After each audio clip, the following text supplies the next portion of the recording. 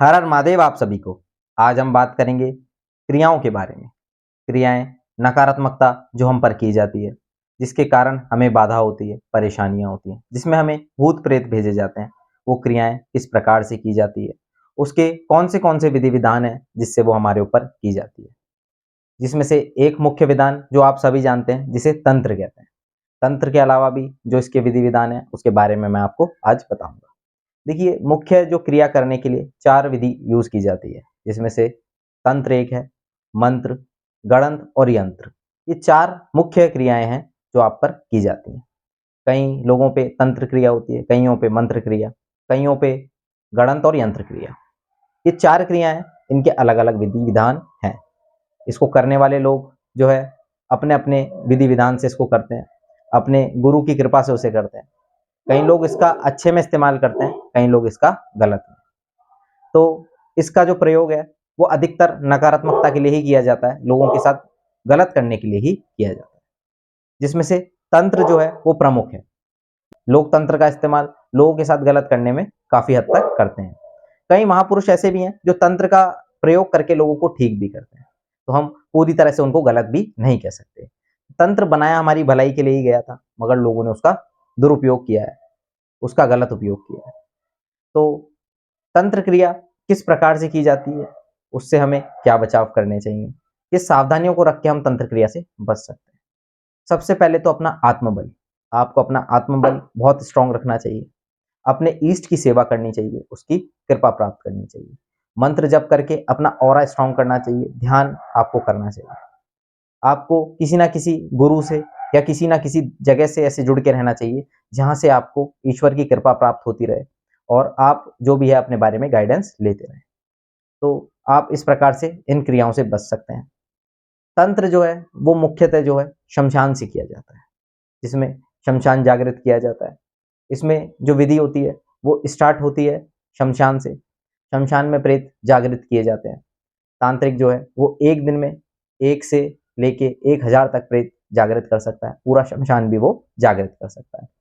जब जब वो आपके ऊपर क्रिया करता है, क्योंकि जो तंत्र क्रिया है वो बहुत कम चांसेस होते हैं कि वो एक ही बार आपके ऊपर की गई हो।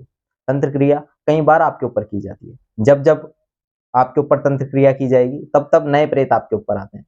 ऐसे कर करके कई बार 2 प्रेत, कई बार 3 प्रेत, कई बार 4 प्रेत वो आपके ऊपर भेजता है और आपके घर में या आपके शरीर पे प्रेतों का जो है अंबार वो लगा देता है। इसी तरह से तंत्र क्रिया की जाती है। यंत्र क्रिया के लिए एक यंत्र बनाया जाता है, जैसे कोई चांदी का, कोई धातु का यंत्र बनाया जाता है। उस यंत्र से आपके नाम पे, आपके नाम से उस पे क्रिया की जाती है। आपने कहीं देखा होगा, लोग अच्छे में भी उसका प्रयोग करते हैं, अपने काम धंधे के लिए यंत्र बना के अपनी दुकानों पे लगाते हैं।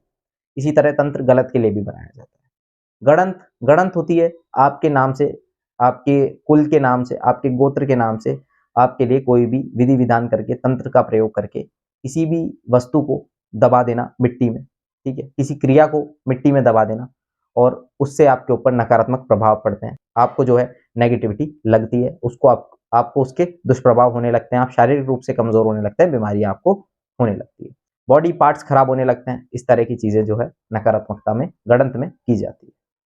अब जो आता है प्रमुख मंत्र। मंत्र शक्ति जो होती है वो मन से प्रयोग की जाती है। मंत्र जो है आपके मन से उपयोग किया जाता है। आप मंत्र को जितना जपते हैं उसमें प्रार्थना से, दूसरे के लिए संकल्प लेके किया जाता है। दूसरे को ठीक भी किया जा सकता है उससे, और दूसरे को जो है बीमार भी उससे किया जा सकता है। मगर मंत्र का प्रयोग अधिकतर जो है तंत्र में भी होता है, यंत्र में भी होता है और गणंत में भी होता है। मगर मंत्र हमेशा सात्विक होता है। मगर मंत्र से अधिकतर जो है लोगों को ठीक ही किया जाता है, क्योंकि मंत्र शक्ति लोगों को ठीक करने का प्रयोग करती है। मंत्र शक्ति लोगों को ठीक करने का ही अधिक कार्य करती है। मगर इसका गलत और सही उपयोग करना तो हमारी सोच के ऊपर निर्भर करता है। तो तंत्र को जो है हमें समझना है।